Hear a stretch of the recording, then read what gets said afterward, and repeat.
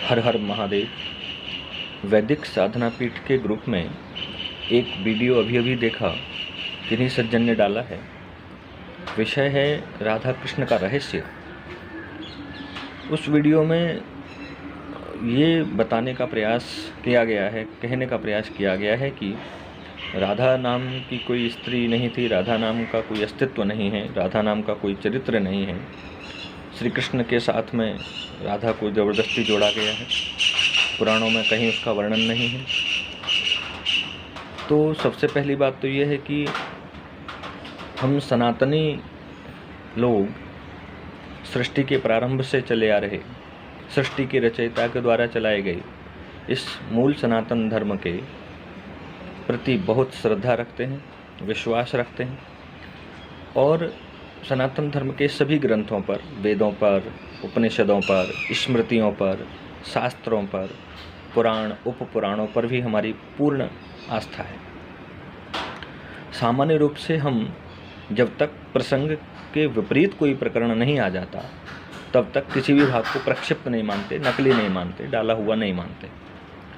लेकिन ये अभी कुछ ही वर्षों से जो नए नए संप्रदाय पैदा हो रहे हैं, जिनमें अनार्य समाजी हैं, ब्रह्मा कुमारी हैं, आदि आदि, जो सनातन धर्म से अलग अपना डंडा झंडा लेकर के खड़े हो गए हैं कुछ सैकड़ों वर्षों से, कुछ वर्षों से।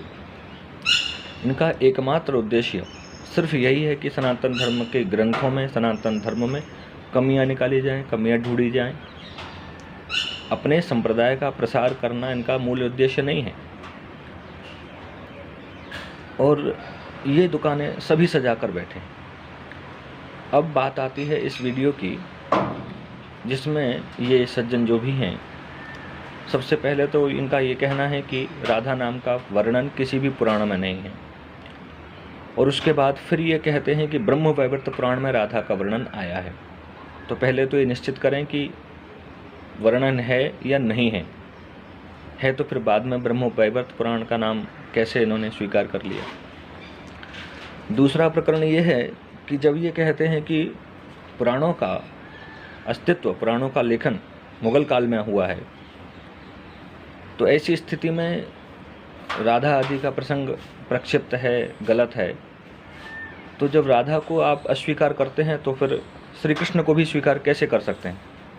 वो भी तो मुगल कालीन ही माने जाएंगे। ऐसा कैसे हो सकता है कि एक पात्र को हम स्वीकार कर लें और उससे संबंधित दूसरी कथानक को, दूसरे चरित्रों को, दूसरे प्रसंगों को हम प्रक्षिप्त मान लें या अस्वीकार कर दें? ये तो विवेकहीनता का ही परिचय होगा। तो भगवान श्री कृष्ण का और राधा का जो संबंध है वो पूरी तरह से पौराणिक है, पूरी तरह से प्रामाणिक है। जिस ब्रह्म वैवर्त की कथा कह कर के ये बार बार महोदय ये कहने का प्रयास कर रहे हैं कि वहाँ का जो चरित्र है, वहाँ की जो कथा है बहुत गलत है, जिसको ये बोल नहीं सकते, अश्लील है। तो इन महाशय को शायद ये पता नहीं है कि इनके संप्रदाय आर्य समाज के जो संस्थापक रहे महर्षि दयानंद ने, वो इतने अश्लील थे कि वो कहते थे कि कोई स्त्री का पति मर जाए तो उसको 11 पतियों की अनुमति है, वो 11 पति बना सकती है। तो इससे अंदाज़ा लगाया जा सकता है कि कौन कितना अश्लील है। जहाँ सनातन धर्म में रोटी बेटी, भोजन, शयन संबंधों का अति कठोरता से पालन करना न करना अलग बात है, लेकिन नियमानुशासन तो है ही। तो ऐसी स्थिति में सीधे सीधे भगवान श्री कृष्ण के अभिन्न चरित्र, अभिन्न पात्र, अभिन्न कथानक राधा को नकार देना, ये अविवेकता है, ये बुद्धिहीनता का ही परिचय मात्र है। हमारे आराध्य देवताओं का कोई भी चरित्र, कोई भी कथानक, कोई भी लीला केवल इतनी सी नहीं है कि वो किसी एक ग्रंथ में आ जाए, किसी एक पन्ने में आ जाए। जैसे हर संप्रदाय के लोगों का एक एक ग्रंथ है, आर्य समाज का सत्यार्थ प्रकाश हो गया, यद्यपि वो अपने आप में उसमें इतने प्रश्न हैं जिनका उत्तर देने में आर्य समाजियों को पसीने आ जाते हैं। हर संप्रदाय का अपना अपना ग्रंथ है। लेकिन हम सनातन हिंदू धर्मी लोग, मूल धारा के लोग इन बातों पर चर्चा नहीं करते। न ही हम लोग कोई प्रश्न खड़ा करते। लेकिन इन लोगों को ये बीमारी है कि ये अपनी तरफ अपने ग्रंथों में जो समस्याएं हैं, कमियां हैं, उन पर चर्चा और सुधार की बजाय मूल सनातन धर्म के सृष्टि के प्रारंभ से चले आ रहे ग्रंथों पर टीका टिप्पणी करना इनको अनिवार्य लगता है। जिनका खुद का संस्थापक संस्कृत में एक ग्रंथ नहीं लिख सका, जिसकी ग्रंथों में खुद की भाषा अपनी आपस में एक दूसरे से तालमेल नहीं करती, वो सनातन धर्म पर उनके ग्रंथों पर टिप्पणी करते हैं। तो प्रश्न करना ठीक है, प्रश्न करना चाहिए यदि कोई मन में प्रश्न आ रहा है, लेकिन उस प्रश्न के उत्तर के लिए उस विषय से संबंधित आचार्यों के निकट जा करके अपनी जिज्ञासा रखनी चाहिए, विनम्रतापूर्वक, दिमाग को खाली रखकर। पहले से ही भर के लाएंगे तो कुछ भी प्राप्त नहीं कर पाएंगे। हमारे आराध्य देवताओं का चरित्र इतना बड़ा है, इतना कथानक बड़ा है, इतना उनकी लीलाएं बड़ी हैं, किसी भी एक जिल्द में वो सब कथाएं एक साथ नहीं की जा सकती। पुराणों की संख्या निश्चित है, वेदों की संख्या निश्चित है, उससे इतर वर्तमान में क्या लिखा जा रहा है ये सनातन धर्म का विषय नहीं है, न ही चिंता का कारण है। भगवान श्री कृष्ण का चरित्र अन्यान्य ग्रंथों में भी प्राप्त होता है। ब्रह्म वैवर्त पुराण में श्री राधे रानी का स्पष्ट वर्णन है, गर्ग संहिता में राधे रानी का स्पष्ट वर्णन है।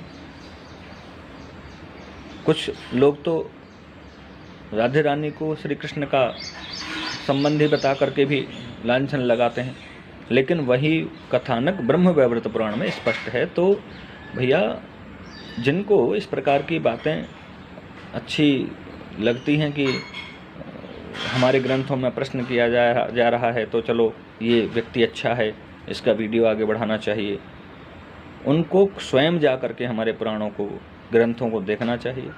कोई बात समझ में नहीं आती है तो उन ग्रंथों के आचार्यों से जा करके संपर्क करें। हाँ, इतना अवश्य कहना चाहेंगे, इस बात से हम सहमत हैं कि वर्तमान के कथाकार जिस तरह से श्री राधा कृष्ण का चित्रण करते हैं, कथाएं प्रस्तुत करते हैं और उटपटांग भजन गाते हैं, चूड़ी बेचने वाला या चुनरी खींचने वाला, ये सब अनुचित है, ये सब नहीं करना चाहिए। भगवान श्री राधा कृष्ण का जो चरित्र है वो बड़ा गंभीर है, समाज के लिए एक उपदेश प्रस्तुत करता है, मार्ग प्रदर्शक है। लेकिन वर्तमान में कुछ कथाकार इस विषय को भूल गए हैं। भगवान श्री कृष्ण की रासलीला पर प्रश्न करने वाले सज्जन, उनको चाहिए कि पहले रासलीला से संबंधित विषय को पूरी तरह से तैयार कर लें, पढ़ें एक बार उसे, सुनी सुनाई बातों से ही उस पर प्रश्न खड़ा न कर दें। तो कुल मिलाकर के भगवान श्री कृष्ण का राधे रानी से अभिन्न संबंध है। राधे नाम का भी एक चरित्र है, अस्तित्व है, और इस विषय में पूरी तरह से आप गर्ग संहिता में, ब्रह्म वैवर्त पुराण में प्रसंग प्राप्त कर सकते हैं।